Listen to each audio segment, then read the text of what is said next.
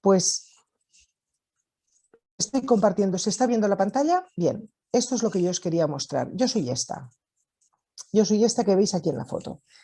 Profesora de materiales, metalúrgica apasionada, me encantan los metales en todas sus formas y colores. De hecho, os puedo mostrar luego una fotografía de la que he montado en el comedor de mi casa para tener pues, piezas que os voy a ir enseñando a la cámara. Y como no podía ser de otra manera, me apasiono tanto por los metales que me atrevo con la forja. Esta soy yo.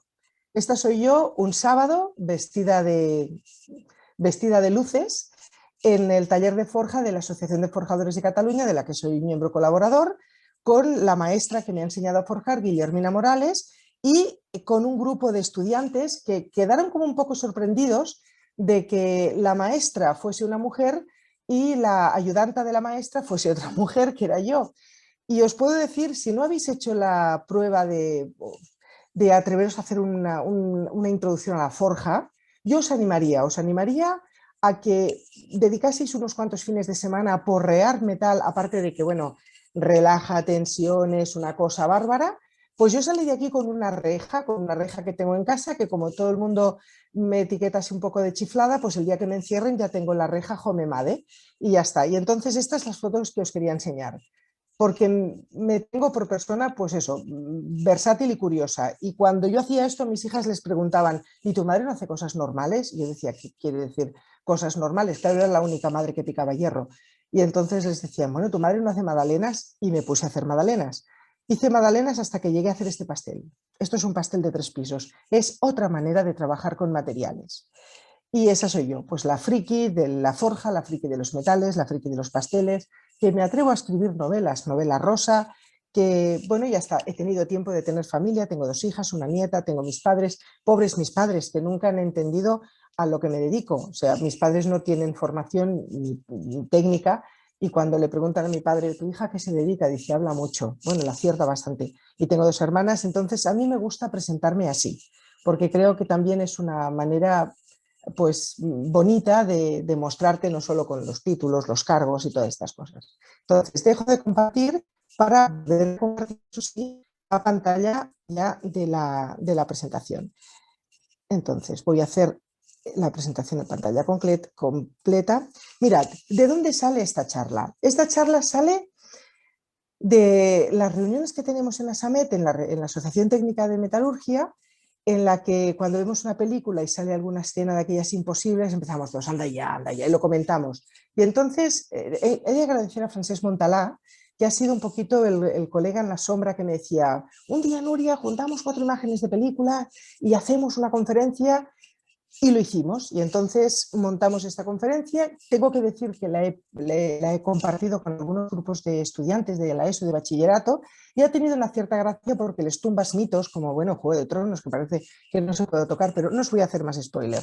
Mirad, antes que nada me gustaría presentaros los metales. Os he dicho que soy una apasionada de los metales. Los metales son los materiales más maravillosos que nos podamos encontrar. Los metales, las aleaciones metálicas, son materiales formados por elementos de la tabla periódica. Aquí os pongo la tabla periódica, que como sabéis, hace poco tiempo, hace un par de años, se celebró el 150 aniversario de la idea brillante que tuvo Mendeleev de agruparlos. Entonces, en la tabla periódica encontramos 2 grandes grupos de materiales. Los materiales no metálicos, que serían estos que están aquí, cerca de la columna de los gases nobles, que yo los llamo gases pijos, porque son así tan personalitos que no se mezclan ni con ellos mismos, no son capaces ni de hacer una molécula. Y los que están cerca, pues como los han visto siempre presumir de hoy soy un gas noble y tal, pues entonces intentan ser gas noble, y para ser gas noble lo que necesitan es llenar la capa más externa de electrones. Entonces, estos átomos de aquí, que se conocen como no metálicos, tienen una gran tendencia a captar electrones, a diferencia de todos estos de aquí, que están tan lejos de ser gases nobles que les da igual tener la capa llena que no tenerla, y entonces no tienen ninguna tendencia ni ninguna vocación a captar electrones. Por tanto, en caso de conflicto, es decir, en caso de que dos átomos se planteen establecer una relación, no tiene ningún problema en donar electrones. Claro, son comportamientos muy distintos, el captador de electrones y el donador de electrones. Entonces, las aleaciones metálicas son combinaciones de donador y donador. ¿Y cómo se combinan los donadores? Bueno, pues el tipo de enlace metálico, que es el que tienen los metales y las aleaciones metálicas, es un enlace basado en la compartición de electrones, pero de verdad, no la compartición esta que nos sale en los libros de texto que pone enlace covalente basado en la compartición de electrones. Un churro. En el enlace covalente los electrones no están compartidos, están acojonados por dos núcleos, que es muy diferente. O sea, si no tienen bastante con su propio núcleo, tienen dos, y están ahí los pobres aterrorizados y están súper rígidos, y por eso los sólidos covalentes son rígidos, duros, indeformables, punto de fusión alto y estas cosas. Pero el enlace metálico es diferente. Yo siempre comparo el enlace metálico como irse de copas con la gente de La Rioja, que es lo mejor que hay. ¿Por qué? Pues porque cada uno dice, yo tengo 3, yo tengo 2, yo tengo 5, venga, se pone y se hace bote. Y entonces aquí cada núcleo, cada átomo metálico se desprende de sus electrones y pone esos electrones en un saco común que va a compartir con los demás, el famoso el bote. Y entonces estos electrones sí que es verdad que de repente ya pertenecen a todos. Con lo cual, los núcleos desprovistos de sus electrones se colocan como pueden. En el momento que se han desenganchado de sus electrones, adoptan una forma de catión, perdón, de ion positivo, y entonces no se pueden aproximar demasiado porque habría repulsiones, pero tampoco se pueden separar mucho porque si no la nube electrónica esta no los envolvería. Y entonces se establece lo que se conoce como distancia de equilibrio. Entonces esta distancia de equilibrio hace que los núcleos se coloquen, como veis aquí, ordenadamente, y los electrones pululan y corren a sus anchas alrededor de estos núcleos positivos. La función de esta nube electrónica es una función cohesiva. Para poneros un ejemplo, yo sé que la gran mayoría de los que estáis en esta sala ya conocéis los metales, pero por si alguien hubiese que no, permitidme que os cuente con pasión cómo explico el enlace metálico a las personas que los conocen tanto. Entonces, el ejemplo que pongo del enlace metálico es una ensaladilla rusa. Imaginaos una ensaladilla rusa, donde cada partícula, cada núcleo de estos fuese una partícula, un trocito de patata, un trocito de zanahoria, un trocito de guisante, ¿vale? Y la nube electrónica es la mayonesa que todo lo liga. Y entonces es cuando tienes ese pegote de ensaladilla rusa que cuando lo chafas de arriba abajo hace para los lados, que es la deformación plástica. O sea, este tipo de enlace justifica todo el comportamiento que tienen los metales y las aleaciones metálicas, que es la capacidad de deformarse elástica y plásticamente, el que tengan un punto de fusión bajo comparado con otros materiales, un punto de fusión asequible, gracias a eso se pueden conformar por fusión y moldeo, que sean conductores de calor y de electricidad, gracias a que estos electrones son libres. Pues todo esto, toda esta maravilla, esta magia de los materiales metálicos es gracias a este tipo de enlace tan maravilloso que tienen. Y otra cosa que llama la atención es que, si os fijáis, los núcleos están colocados ordenadamente. Entonces, como sabéis, una estructura en la que los átomos están ordenados es lo que se conoce como una estructura cristalina. Muchas veces me toca explicar que una estructura cristalina no tiene nada que ver con que sea o no transparente. Más bien al contrario, las estructuras cristalinas suelen ser opacas o translúcidas.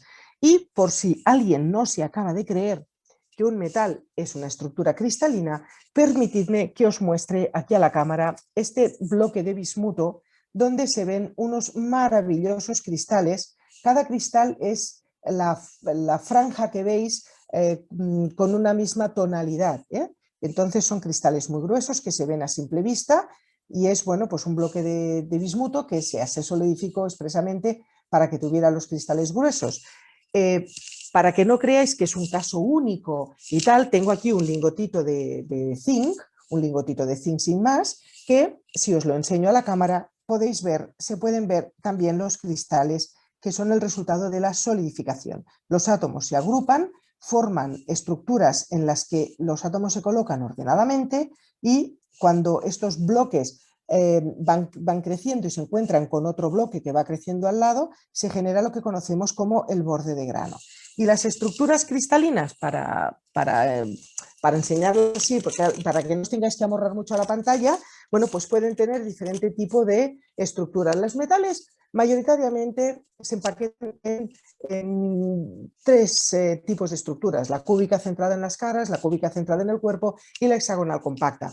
Pero por poneros solo un ejemplo, esto sería una distribución de átomos en un plano compacto. Los metales que tienen la distribución de átomos en planos compactos, en tanto que tienen fijaos que las pelotitas están muy cerca una de otra y la capacidad de una pelotita de ocupar una posición adyacente es pues de 1 a 6 posiciones. Con lo cual, solo en este plano, con lo cual, si yo apretase esta estructura de bolitas de corcho, cualquiera de estas bolitas podría ocupar la posición superior y tienen muchas opciones donde escoger. Esto es lo que se conoce como un metal muy dúctil, ¿eh? Y también, como veis, el hecho de que estén aprovechando mucho el espacio es lo que nos da pie a metales de gran densidad. Y me diréis, bueno, pero todos hacen lo mismo. No, también podríamos tener estructuras como esta, en la que la distribución, como veis, es diferente, sería un plano cuadrado. Entonces, la posibilidad de que un átomo ocupe una posición adyacente no es tan elevada y hay mucho más espacio entre bolitas, con lo cual serían estructuras menos densas. Bueno, pues el comportamiento de los materiales metálicos no es magia, es ciencia. Y muchas veces es tecnología, porque somos nosotros los que, ya conociéndolo, manipulamos las posibilidades para tener lo que queremos. Y las estructuras cristalinas de las que os hablaba, yo os he mostrado el paquetito este plano, pero si las pudiéramos ver en 3D, pues veríamos este tipo de empaquetamientos. El cúbico compacto, que sería pues como un cubo en el que tenemos átomos en los vértices y depende de si es cúbico centrado en las caras o en el cubo, tendríamos átomos centrando las bases o el interior, tendría una distribución de este tipo. Y entonces es lo que se conoce como planos compactos, en alternancia de un plano compacto, otro plano que sería como el de arriba, pero un poquito desplazado, y el tercero que no coincide ni con el primero ni con el segundo. Y entonces tendríamos la estructura ABC, ABC, ABC. Este tipo de distribución, que sería la cúbica centrada en las caras, es la estructura más eficaz que hay en lo que sería estructuras metálicas. Luego, más eficaz que estas las encontraremos en algún cerámico covalente, por ejemplo, la cúbica de diamante, pero en lo que sería estructuras metálicas, la gran mayoría de metales, sería la estructura más densa o más compacta que podríamos encontrar. Si ahora cogéis una tabla periódica y buscáis los metales de mayor densidad, veréis que la gran mayoría tienen este tipo de empaquetamiento que se abrevia como FCC. Otro tipo de estructura sería el hexagonal compacto, que tiene estructura AB. Este tipo de empaquetamiento es un poquito menos eficaz que este de aquí y nos da metales con menor aprovechamiento del espacio, vamos a decirlo así, ¿de acuerdo? Entonces, cuando decimos que un metal es cristalino, es justamente porque se colocan sus átomos adoptando estas estructuras regulares, repetitivas, que son, como he dicho, cúbicas o hexagonales mayoritariamente, aunque tenemos algún caso como el plutonio, que llega a tener hasta 6 estructuras diferentes en función de los cambios con el tiempo. Cuando he dicho que un metal es denso, siempre es un valor comparativo. ¿Los metales son densos? Sí, son densos si se comparan con ¿qué? Pues con los otros grandes grupos de materiales de aplicación industrial, con los polímeros o con los cerámicos. Las densidades de los metales suelen ser elevadas, primero porque sus átomos suelen ser majos, hermosos, iba a decir, bien alimentados, pero aparte pues porque esta distribución cristalina ayuda a aprovechar mucho el espacio y entonces al aprovechar el espacio pues digamos que no tenemos aire ni espacio perdido y entonces aprovecha todo y se ve aquello condensado. De todas maneras, tenemos algunos metales más ligeros. El concepto de metal ligero o metal pesado viene en referencia a que el hierro viene a ser el elemento de referencia. Una aleación ligera o un metal ligero es un metal que es menos denso que el hierro. El hierro, como veis, tiene una densidad de aproximadamente 8. Quiere decir que un tetrabric de litro pesaría aproximadamente 8 kilos. Tendría una masa de aproximadamente 8 kilos, si lo quiero decir bien, por si hay alguien físico en la sala que me dice, no pesa, tiene una masa de... Pues es cierto, tiene una masa de... Por debajo del hierro tendríamos el titanio, tendríamos el aluminio, tendríamos el magnesio y todas sus aleaciones. Y por encima del hierro tendríamos el cobre, el níquel, plomo, etcétera, etcétera. Pero fijaos en este valor de aquí. Este valor de aquí, porque voy a hacer referencia a este valor de aquí a nada. 19,3. Esto quiere decir que un tetrabric de oro, de litro, tendría una masa de 19,3 kilos, es decir, casi 20 kilos. Si queréis una idea de cuánto es casi 20 kilos, serían de las garrafas estas de 8 litros, pues 2 garrafas y una de 5 aproximadamente. Esto sería lo que pesaría un litro de oro. ¿Y por qué os cuento esto? Porque es un clásico ver en las películas que se tiran los lingotes de oro como si se tirasen tabletas de chocolate o tabletas de turrón de este Suchar que tiene el envoltorio brillante, porque seguramente es lo que se tira, se tirarán tabletas de chocolate, porque desde luego sería como imposible pillar al vuelo un lingote de oro. Lo que es el lingote suelen ser de 12 kilos y medio, pero si pensáramos en un litro de oro, sería imposible agarrar con una sola mano 20 litros al vuelo. Ahí vamos, ya empezamos a ver por dónde va a ir lo de los mitos y las mentiras de los metales en el cine. Que tienen un punto de fusión moderado, gracias a este enlace poco localizado, se pueden fundir y se pueden moldear. Y esto nos da lugar a estructuras tan divertidas, pues como este paladar que os enseño. Esto es una reproducción de un paladar de un paciente. Tranquilos, no se echó en la boca del paciente, se hizo un molde de yeso y en ese molde se vertió el titanio que os estoy enseñando. Pero el hecho de que se pueda fundir con una cierta facilidad permite que tengamos piezas con unas formas tan versátiles como queramos. Y esto lo hemos aprovechado en la industria de la automoción. Como sabéis, los bloques de motor de coche se fabrican por fusión y moldeo en moldes de arena y podemos tener formas tan complejas como queramos. Y esto es una maravilla. También se pueden conformar por deformación plástica, y que se conformen por deformación plástica pues nos permite tener maravillas como estas botellas que os enseño, que diréis, ¿botellas de Coca-Cola? Sí, pero de aluminio. Estas botellas están hechas a partir de un tubo, como si fuera el tubo de las vainas de puros, que ahora ya apenas se ven. Yo lo tengo de plástico, una preforma, y insertando un fluido a presión dentro de un molde que tiene la forma de fuera, el proceso se llama hidroforming, pasaríamos de una cosa a la otra gracias a la capacidad de deformación plástica que tienen los metales. Ojo, no estamos hablando de que se hinchen como un globo, sino que la cantidad de material que teníamos en la preforma será la misma, solo cambiamos la forma, pero el metal no se hincha, ¿no? En este sentido no. Y también se pueden conformar por polvos, y aquí lo que he traído es, a ver si lo podéis ver, un tubito en el que creo que se puede ver que lo que hay dentro son polvos metálicos.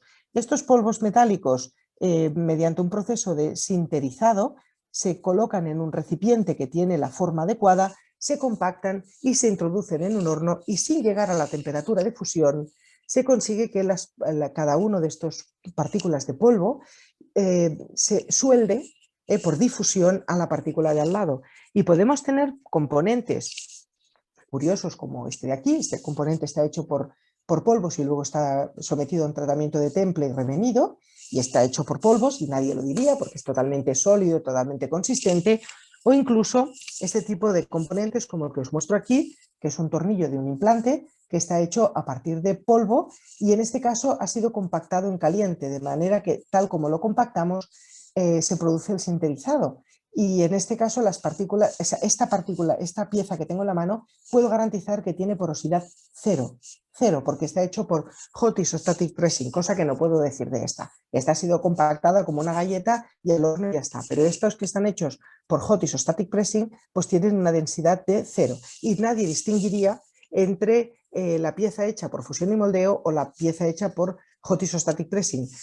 Nadie lo distinguiría, pero sí que tenemos la garantía de que aquí no tenemos poros, y si la pieza hubiese estado fabricada por fusión y moldeo, podría tener, si se nos hubiera escapado, algo de aire. Y estas son las maravillas de los metales. Claro, también me oiréis que hablo de metales o aleaciones metálicas porque una cosa es el metal puro y otra cosa es las aleaciones. Entonces, el metal puro es el metal que se puede obtener pues, por un proceso de reducción química y tal, pero no solemos trabajar con metales puros, solemos trabajar con aleaciones. ¿Qué es una aleación? Una aleación es esa estructura cristalina de las que os he hablado, donde están los átomos distribuidos de manera regular y en la que tenemos átomos extras, que pueden ser átomos que ocupan las posiciones intersticiales, como esta que veis aquí, o pueden ser átomos que sustituyen una posición. En cualquiera de los dos casos, el efecto más inmediato es el incremento de dureza, de resistencia y de rigidez y de todo. El ejemplo que os puedo poner es las películas de piratas. ¿Cuántas veces habréis visto en una película de piratas que agarran una moneda y para ver si es de oro, esta por cierto es de cobre, ya os lo digo yo, es de una aleación de cobre, para ver si una moneda es de oro puro, se la meten en la boca. Claro, ahora con el tema del COVID, nadie se metería en la boca nada que no haya sido higienizado previamente. Pero esto en los tiempos de los piratas ni se planteaban. Es más, en un momento en la vida en que no había ni papel higiénico, vamos, una moneda que había ido pasando de mano en mano debía ser la cosa más asquerosa que os podéis. Pero, ¿y por qué se la ponían en la boca? Pues porque si era de oro puro, es decir, de bolitas grises sin estas negras en medio, si era de oro puro, el material se marcaba bajo la presión del diente. En cambio, si el oro estaba tangado, si el oro tenía aditivos, porque claro, un átomo de cualquier cosa que no fuera oro era más barato, normalmente estábamos hablando de aleaciones de este tipo, esta aleación rica en oro, vamos a decirlo así, era mucho más dura y cuando la clavabas los dientes no se marcaba. Y así era la manera que tenían los piratas, que no sabían metalurgia, pero eran muy listos, de saber si el metal era puro o no. Por cierto, esta moneda que os enseño, tengo un par, esta moneda es un souvenir que me traje de la Estatua de la Libertad, es una moneda de cobre, prácticamente puro, pero no es puro del todo, que las puedes acuñar allí en el mismo, la misma, en la isla. Y tiene el espesor de la Estatua de la Libertad. La Estatua de la Libertad es de cobre y tiene este espesor. Por si a alguien se le había pasado por la cabeza de que fuese maciza, ya os digo yo que no, porque si fuese maciza hundiría la isla por el peso. Aparte de que, bueno, sabéis que tiene un ascensor dentro.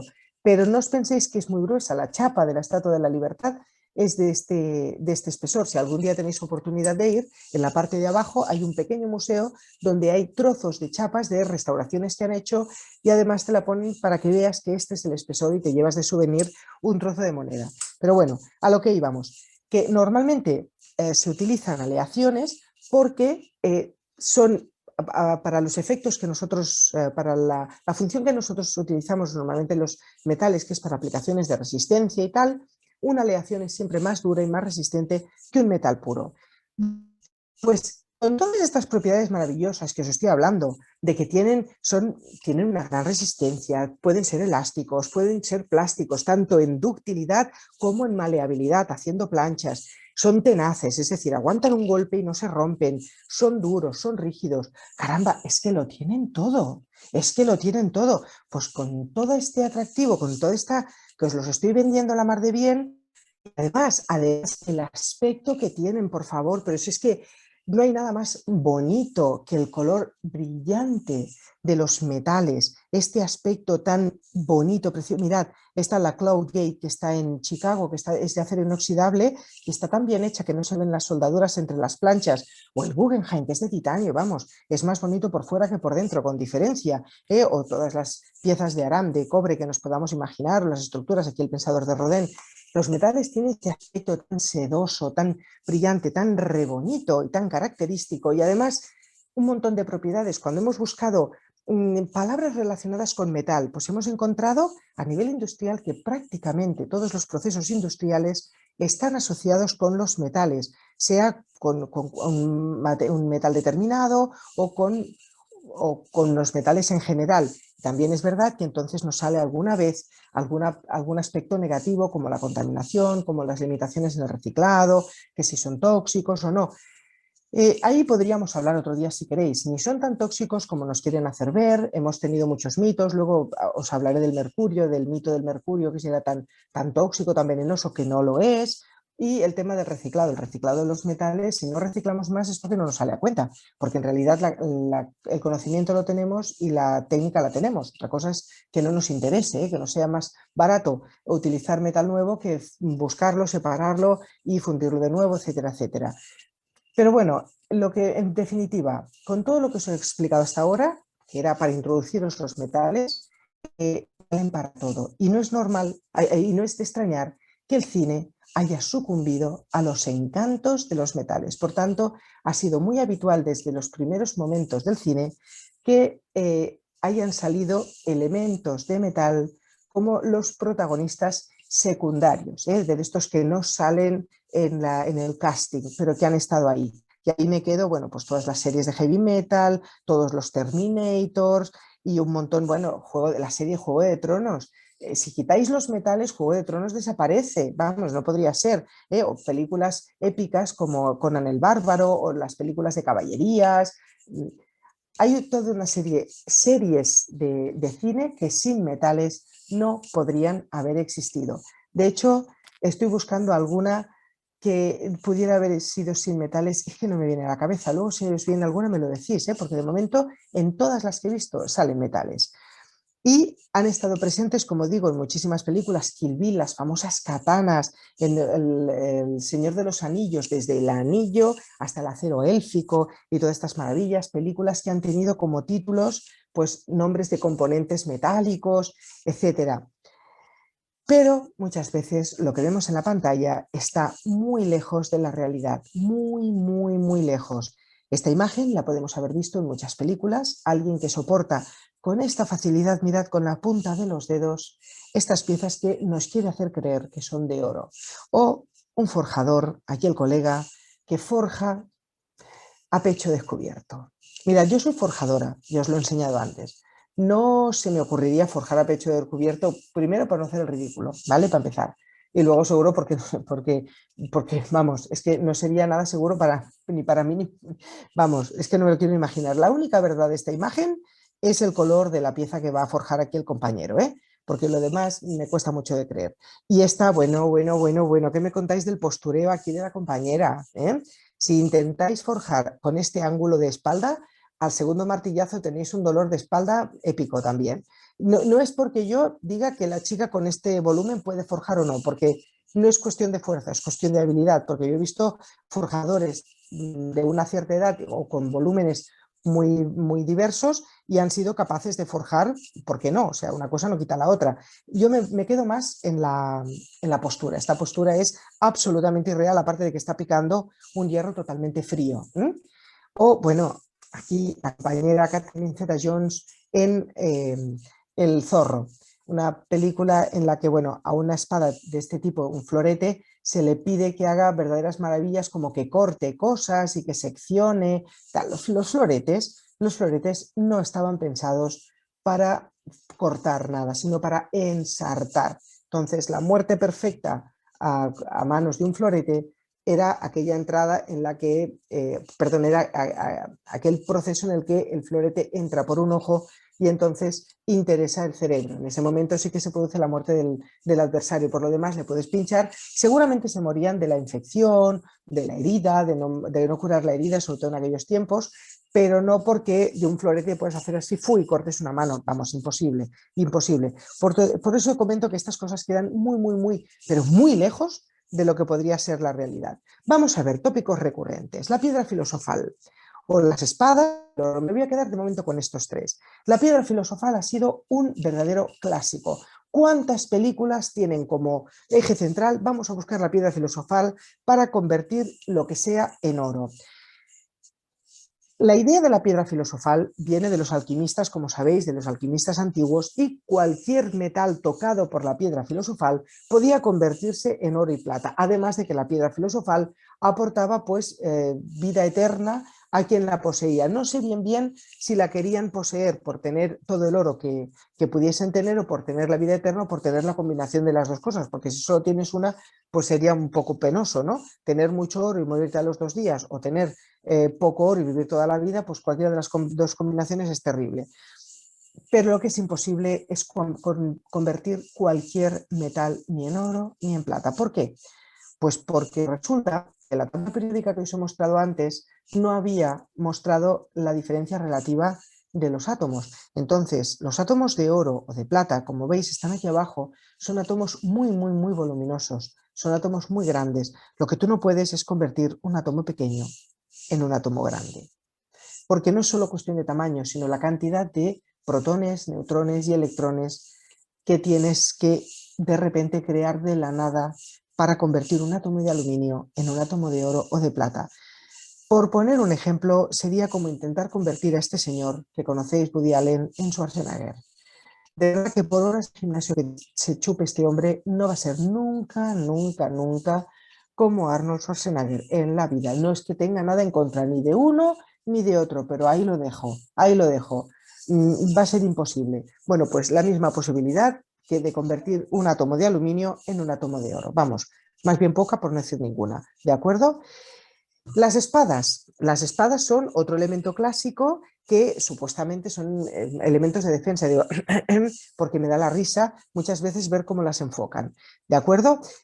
Bueno, pues las espadas típicas de los piratas, aquí mi amigo Johnny Depp, Mel Gibson con su espada enorme, una espada tan alta como él, bueno, el señor tampoco es muy alto, pero bueno, ya sabéis lo que os digo, la espada de la guerrera, la mujer guerrera, que fijaos que la agarra sin ningún tipo de esfuerzo, ningún músculo en tensión, ¿por qué? Pues porque la espada es de plástico, porque si la espada fuese de metal, con lo que pesaría, esta mujer debería tener los músculos en tensión, vamos, os lo puedo asegurar, ¿vale? O todas estas imágenes que vemos, miles de espadas con muchas formas.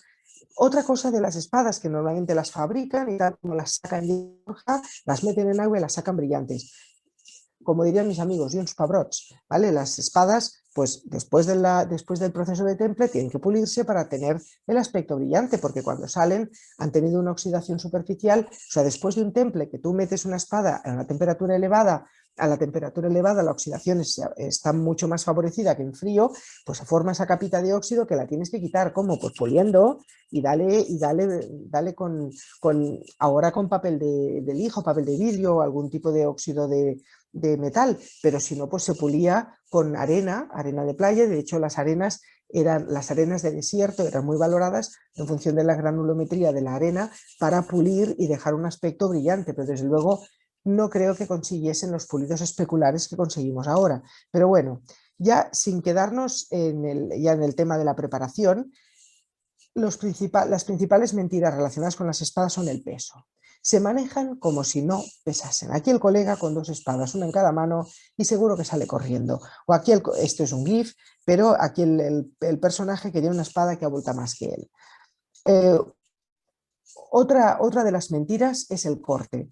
Que agarren una espada y hagan un corte, una sección limpia, como si no costase nada hacer esta sección. No es verdad, no es verdad. Una espada cortará, pero desde luego no hará un corte limpio en un brazo o en una mano cortando un hueso.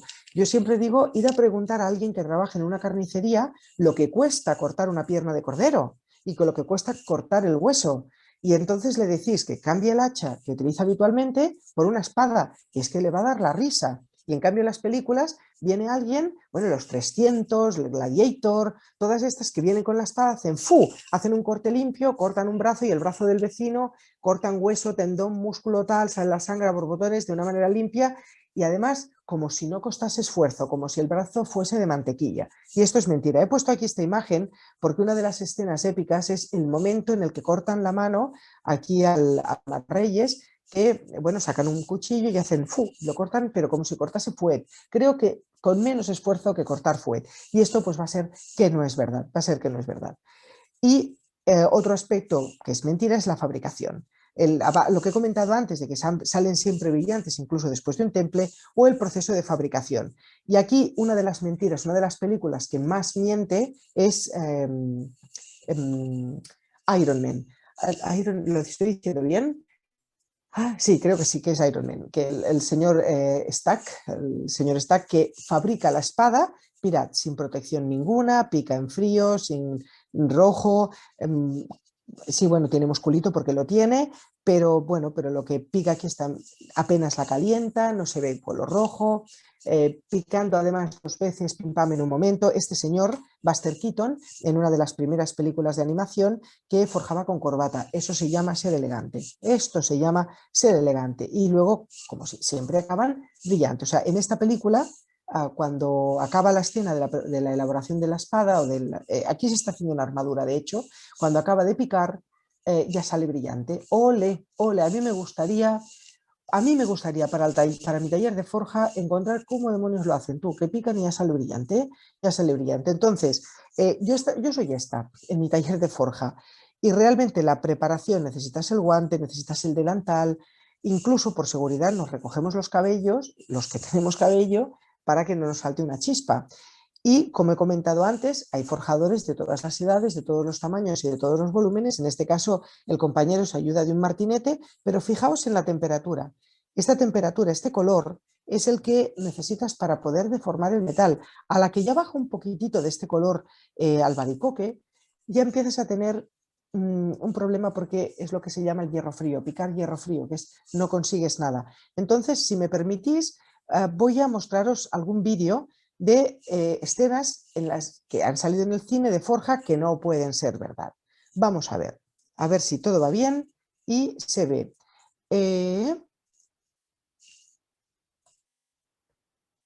Si no se viese, si no lo vieseis bien, por favor, me decís. Si todo va bien, estáis viendo mi pantalla y se está cargando el vídeo. Pido disculpas por estas cosas del directo. Venga, mirad, este es el vídeo que os quería mostrar. Este es un proceso de forja de lo más parecido a la realidad. Mirad, forjan entre tres. Este proceso de forja entre tres es el que da nombre a los martinetes, los famosos martinetes, que es el ritmo.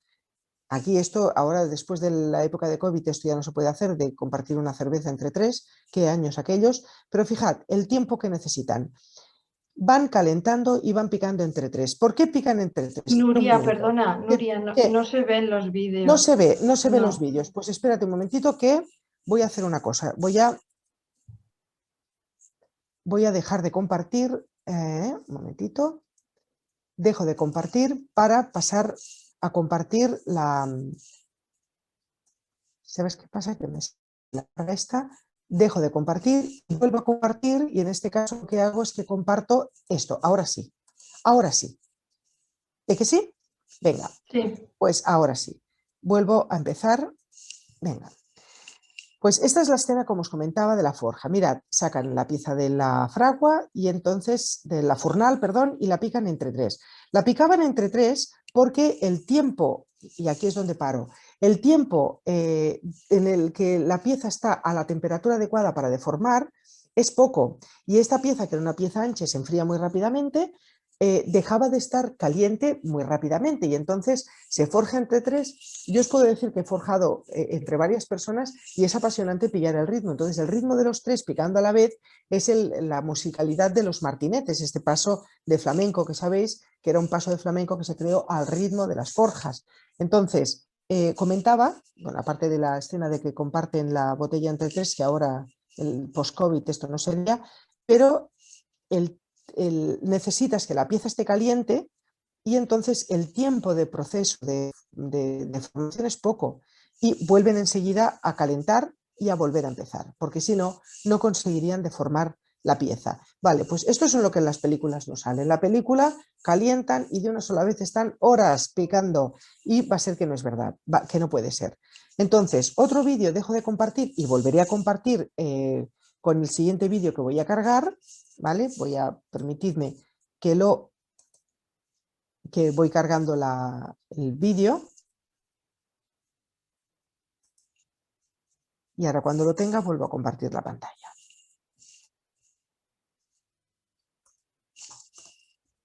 Aunque mirad, ahora vuelvo a compartir la pantalla y mirad, esto es un GIF. ¿Veis lo que pasa cuando picas? Que saltan chispas. Por esto no es creíble que alguien vaya a forjar a pecho descubierto o camiseta como el señor Stark. ¿vale? Es absolutamente imposible. Tienes que llevar tu protección, tu delantal de cuero, tus guantes, tus gafas y las protecciones, porque si no, esto es lo que acaba pasando en una forja real. Vuelvo a dejar de compartir y vuelvo al PowerPoint. Perdonadme que no lo estoy haciendo bien.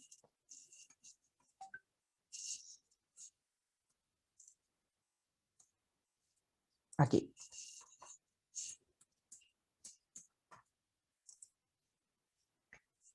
Es que creo que no estoy ahora, que no estaba dejando. Vuelvo a compartir la pantalla, perdón.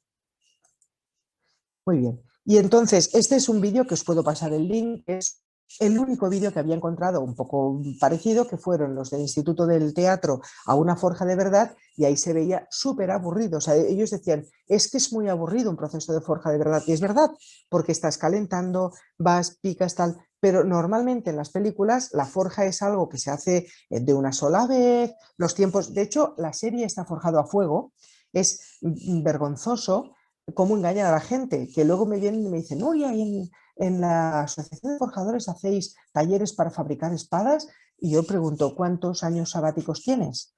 Porque claro, la gente se cree que en un fin de semana se van a hacer una espada. En un fin de semana, si todos los dioses son favorables, conseguirás hacerte un cuchillo pequeño y feo, si eres novato.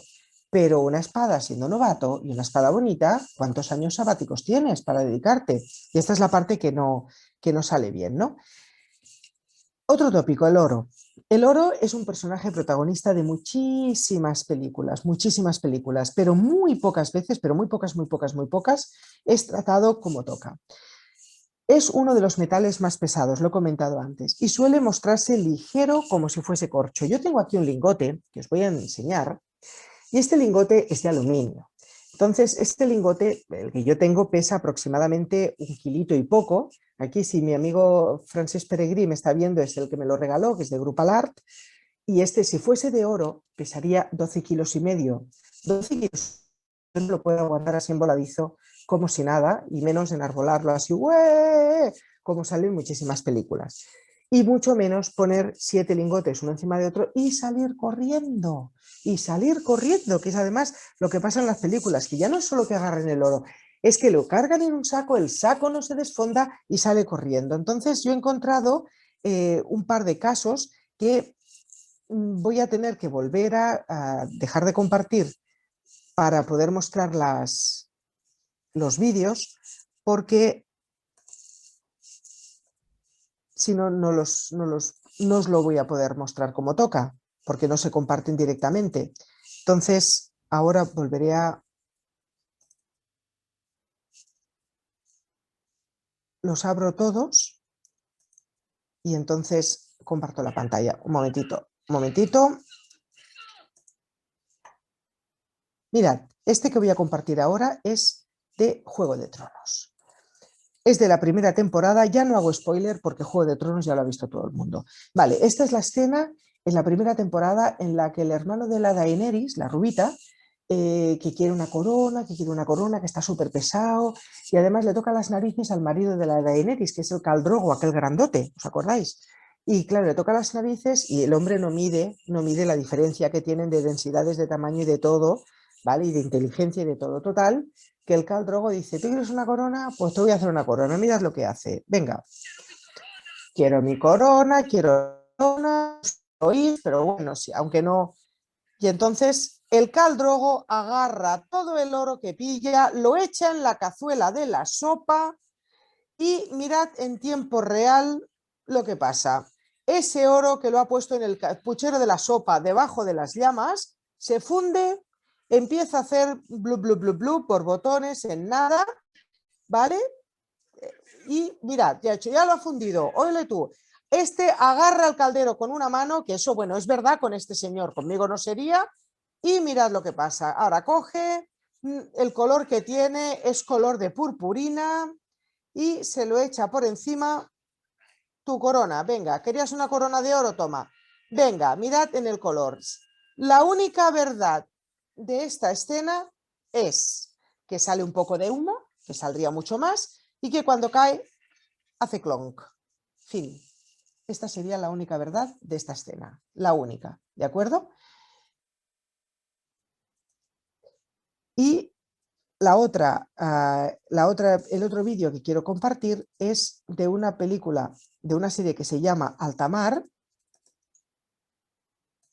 Vuelvo a compartir pantalla. Es una serie de Netflix que se llama Alta Mar, que es bastante malilla, pero cuando encontré esta escena, pues la verdad es que me llamó mucho la atención. La hija del prota, que descubre que el padre tiene una maleta llena de lingotes de oro. Mirad, la lleva con una mano, la campeona, y así con una mano, patapum, la pone encima de la mesa. Vuelvo a poner el vídeo, porque es muy breve. Es muy breve. No, no me deja, perdonadme. Y el tercero es el de La Casa de Papel. Dejo de compartir, vuelvo a compartir.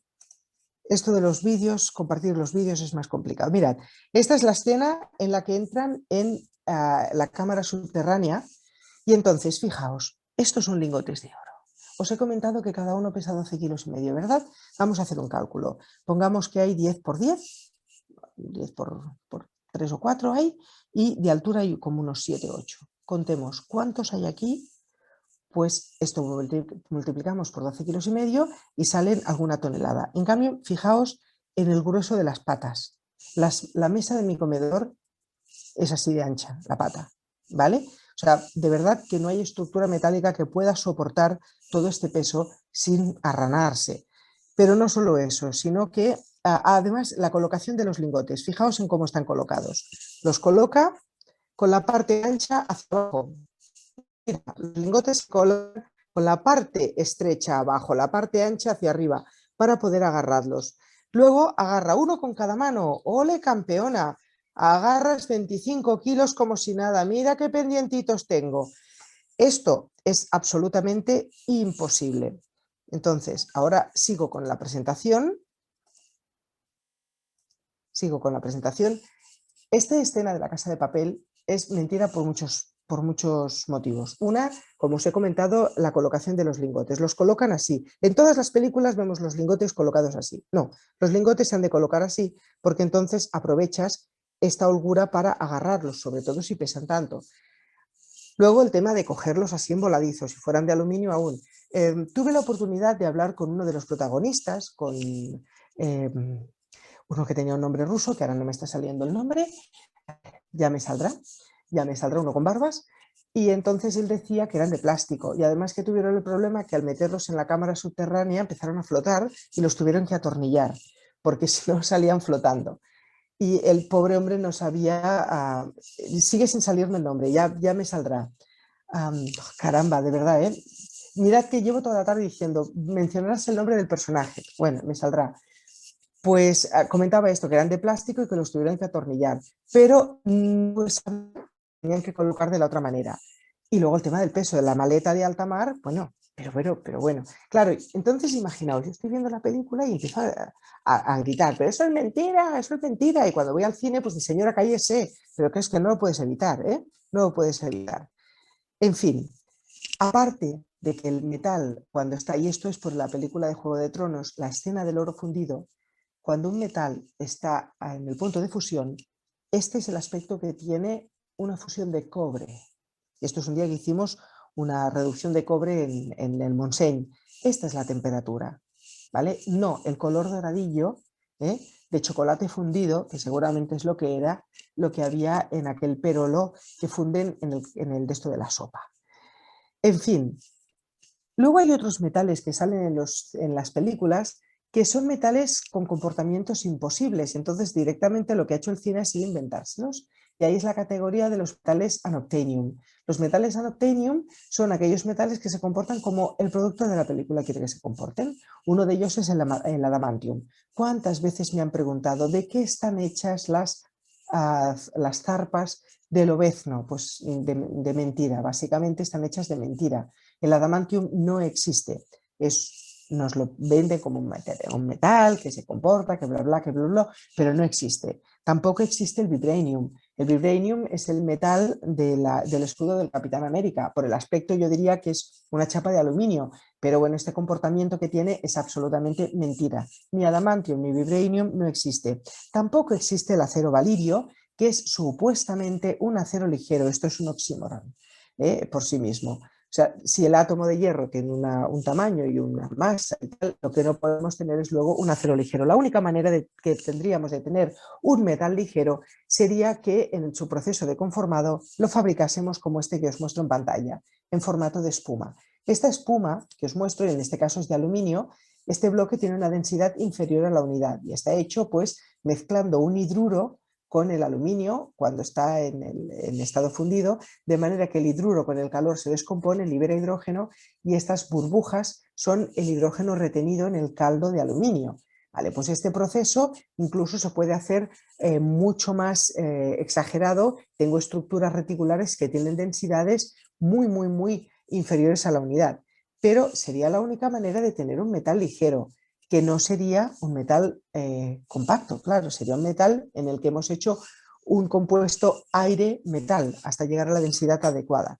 Y el otro caso sería el acero estelar, que es el acero de El Señor de los Anillos, que es aquel acero que cuando se acerca a un orco brilla. Pues de verdad, yo he probado todos los aceros que tengo cerca, se los he acercado todos a mi suegra y no brilla ninguno, o sea que creo que puedo decir que es mentira. Es una broma, quiero mucho a mi suegra, pero bueno, es el tópico. O sea que, de todas maneras, también os tengo que decir, si algún día una pieza de acero que tenéis cerca se pone a brillar, por si acaso, salid corriendo, sea lo que sea. En fin, el caso es que la metalurgia es la bella desconocida de las ciencias y de las artes. Y los metales, que en el cine los muestran como todos iguales o las películas no distinguen uno de otro, son absolutamente distintos uno de otro. Mirad, esta foto maravillosa muestra todos estos lingotes con las diferencias de tonalidad, de brillo, de sedosidad, el diferente tono, ¿sí? Estas diferencias a simple vista se pueden apreciar. Muchas veces me quejo, me lamento de que no enseñamos a nuestros niños, a nuestras niñas, a diferenciar un metal de otro, porque fijaos que el aluminio es muy distinto del estaño, muy distinto del plomo en tono y en sedosidad, en el punto brillante. Y dicen, bueno, pero es que es muy complicado distinguir un metal de otro. Yo digo siempre que si los niños son capaces de distinguir un Pokémon de otro, quiere decir que la capacidad la tienen. Otra cosa es que no les enseñemos o no les eduquemos para ello, pero la capacidad la tienen. Y el caso es que son la bella desconocida porque es conocida desde muy antiguo. Uno de los primeros libros de ciencias es de Re Metálica de Jorge Agrícola, pero no nos ha llegado ni una parte de la hermosura, de la preciosidad de estos materiales.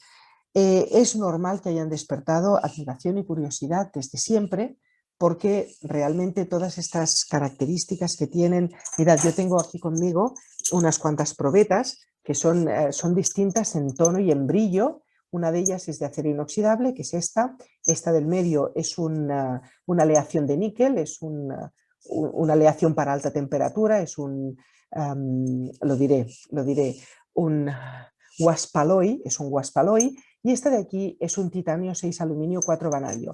Tienen colores, aspectos y brillos diferentes. La lástima es que no os las puedo dejar tocar porque solo que las agarréis por la mano, además veis que tienen densidades muy distintas.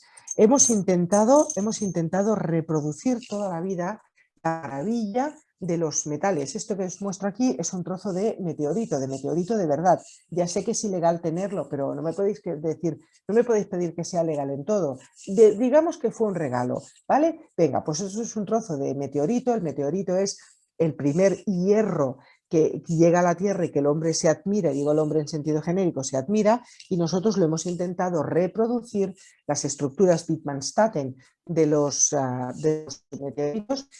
El famoso acero de Damasco intenta reproducir esta estructura circular de la estructura de Wittmann-Staten, y esto que os muestro aquí, que creo que podéis ver las aguas, ¿vale? Es una estructura caldeada. Una estructura caldeada es una estructura elaborada a base de superponer láminas de acero con gran contenido en carbono, acero templado, y láminas de acero prácticamente hierro puro. Y entonces, al alternarlas meterlas en el horno y picarlas, volverlas a meter y tal, se van soldando unas láminas con las otras y se van retorciendo para tener estas estructuras que, vuelvo a decir, intentan reproducir en la estructura adamascada, ¿vale?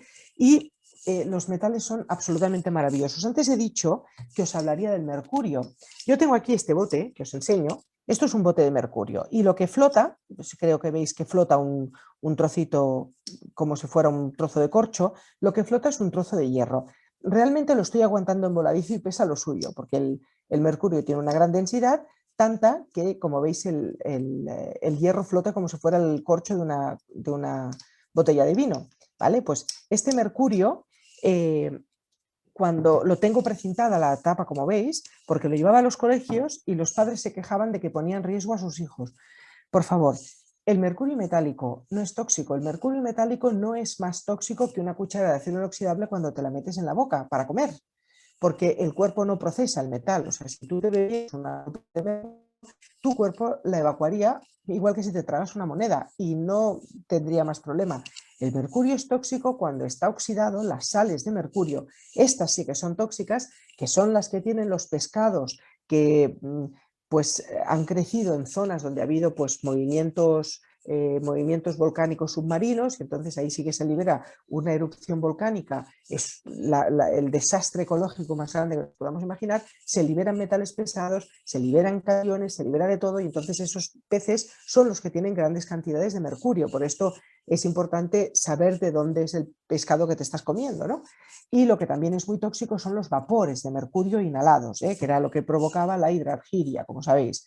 Pero el mercurio metálico no es tóxico. Es un problema si en una piscina de mercurio metálico metes la mano con un anillo como los que yo llevo, que entonces se amalgama el oro y la plata y se desaparece, ¿no? Que es la famosa fuente que había en la exposición universal, que está en Montjuïc, que está en la Fundación Miró ahora, que la burguesía catalana iban a ver la fuente, metían las manos con los anillos y salían las manos, pero los anillos ya no salían. Entonces, también el mercurio ha tenido como esta mala prensa de material súper tóxico, se ha envenenado con mercurio, se habrá envenenado por otra cosa, o se habrá envenenado porque el mercurio estaría contaminado de otra cosa, pero no porque el mercurio en sí sea tóxico. Y creo que de las piezas que tengo aquí conmigo, pues tengo alguna de memoria de forma que la dejamos para el turno de preguntas. Pero por todas estas características y esta gran versatilidad de comportamiento, es normal que hayan despertado admiración y curiosidad. Les han atribuido a los tales propiedades místicas o mágicas, pero en realidad lo que era es desconocimiento, porque si hubieran conocido los metales, hubieran visto que era el comportamiento normal y habitual y esperado. De todas maneras, cuando en una película o en algún momento de televisión nos dicen que un metal es mágico, no mienten, porque son materiales absolutamente agradecidos y maravillosos. Y hasta aquí mi churri presentación. Yo quiero pensar que no vais a echar la culpa a Elvira por haberme llamado, y si tenéis alguna pregunta o alguna curiosidad que os pueda responder, estoy a vuestra disposición. Muchísimas gracias.